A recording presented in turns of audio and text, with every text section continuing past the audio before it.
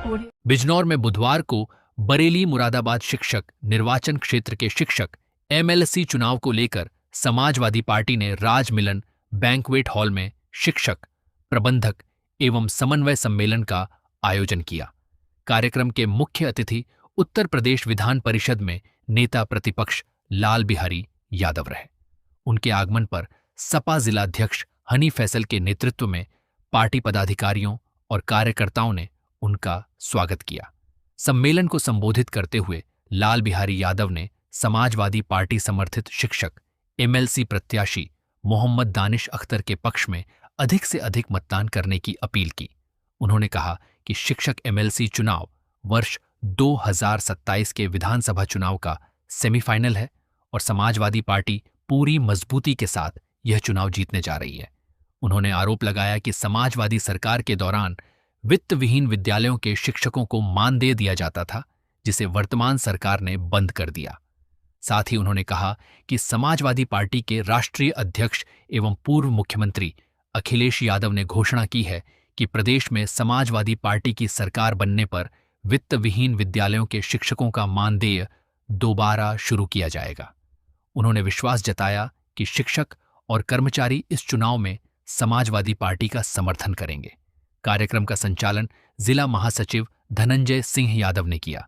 इस दौरान मुरादाबाद सांसद रुचि वीरा, विधायक स्वामी ओमवेश, तस्लीम अहमद, राम अवतार सैनी, डॉक्टर रमेश तोमर सहित बड़ी संख्या में पार्टी पदाधिकारी, कार्यकर्ता, शिक्षक, प्रबंधक एवं गणमान्य नागरिक उपस्थित रहे।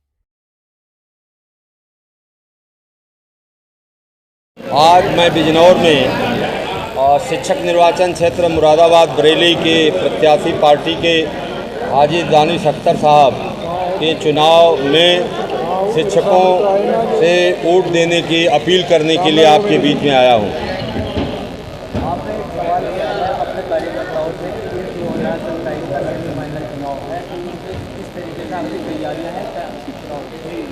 हम लोग पूरी तैयारी में हैं और इस चुनाव में हम 100% चुनाव जीतेंगे। इसलिए चुनाव जीतेंगे कि इस सरकार से सबसे बड़ा जो मत है उत्तर प्रदेश के अंदर अनएडेड वित्तविहीन विद्यालयों का, चाहे डिग्री कॉलेज हो, इंटर कॉलेज हो, उनके टीचरों को सरकार मानदेय जो मिल रहा था माननीय अखिलेश सरकार द्वारा, उसको बंद कर दिया।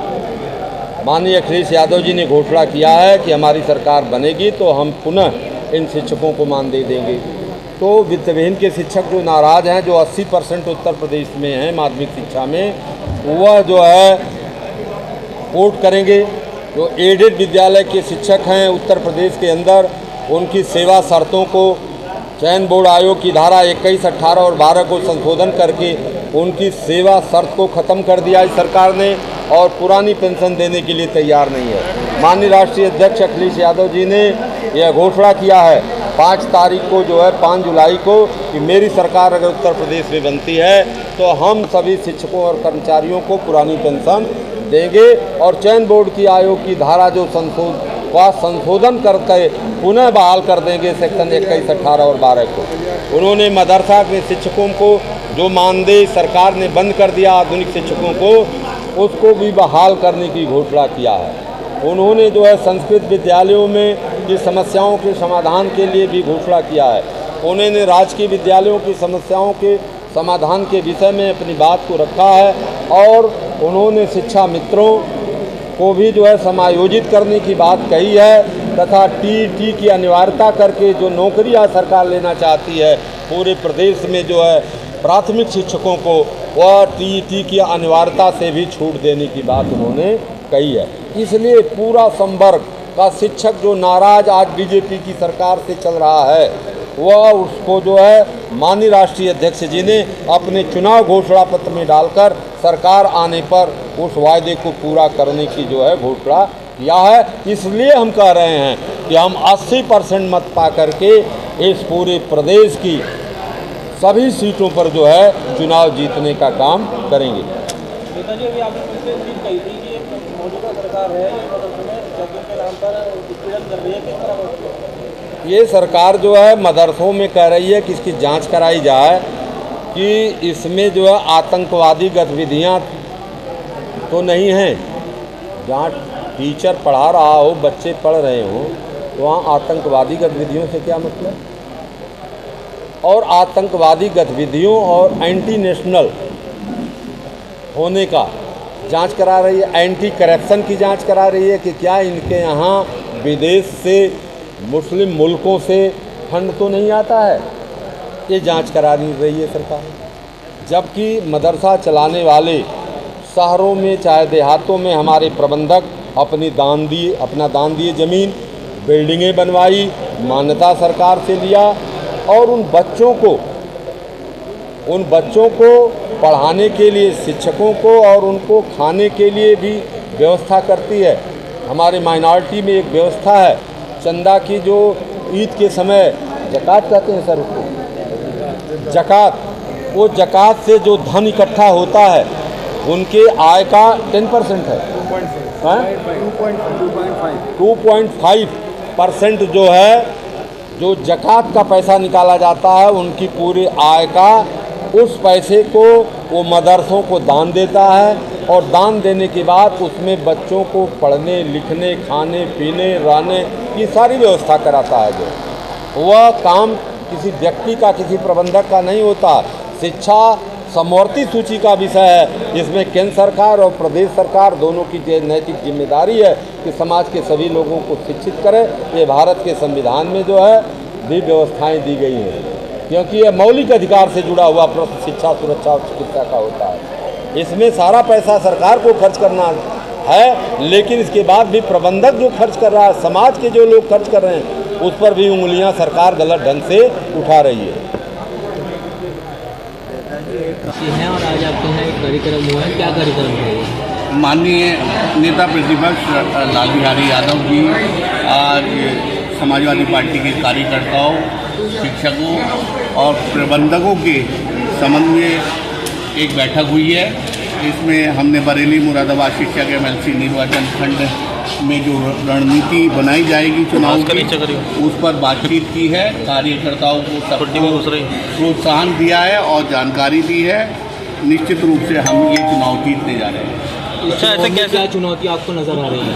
देखिए, चुनौती कुछ नहीं है। भारतीय जनता पार्टी के पास कोई मुद्दा नहीं है, सिर्फ वो साम दाम दंड भेद करके चुनाव को प्रभावित करके चुनाव जीतना चाहते हैं।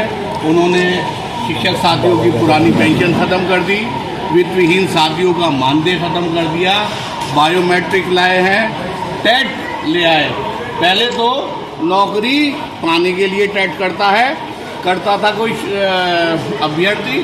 अब शिक्षक जो 50 साल का शिक्षक है, वो अपनी नौकरी बचाने के लिए टेट कर रहा है। और तो और अब एक नया गुजरात मॉडल लेके आ रहे हैं ये, कि विद्यालय का समय 8 बजे से 4 बजे तक किया जाएगा, और उसके साथ साथ जो अनुदानित कॉलेज है, एक प्राइवेट बोर्ड बना दिया गया है भारतीय शिक्षा बोर्ड करके, और बाबा रामदेव जी उसके अध्यक्ष बनाए गए हैं।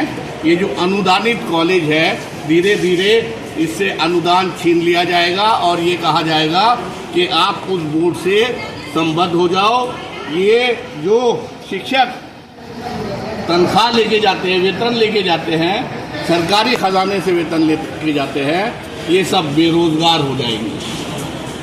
आपने एक बात कही है कि बीजेपी के जिस तरीके से मशीनरी काम करती है चुनाव में, तो आपको कितनी उम्मीद है कि ये चुनाव में भी कोई गड़बड़ या घोटाला कुछ इस तरीके का नहीं होगा और ये निष्पक्ष चुनाव होगा? देखिए, ये विधानसभा का सेमीफाइनल है। गड़बड़ियाँ अधिकारी लोग कराते हैं, लेकिन अधिकारी लोगों ने भी समझ लिया है कि प्रदेश में अब हवा परिवर्तित हो रही है और 2027 में अखिलेश यादव जी की सरकार आ रही है। लिहाजा कोई अधिकारी इतनी हिम्मत नहीं कर पाएगा कि वो गड़बड़ी करा पाए। हमारा संगठन और हमारे शिक्षक साथी बहुत मजबूत है। मुरादाबाद से लेके रामपुर, रामपुर से लेके बरेली और शाहजहाँपुर बड़ी बड़ी बैठकें हम लोगों की हो रही हैं, और निश्चित रूप से 65% वोट हमारा है। हमारे प्रबंधकों का है। निश्चित रूप से हम जो है पीडीए के आधार पे चुनाव जीतने जा रहे हैं। ठीक है।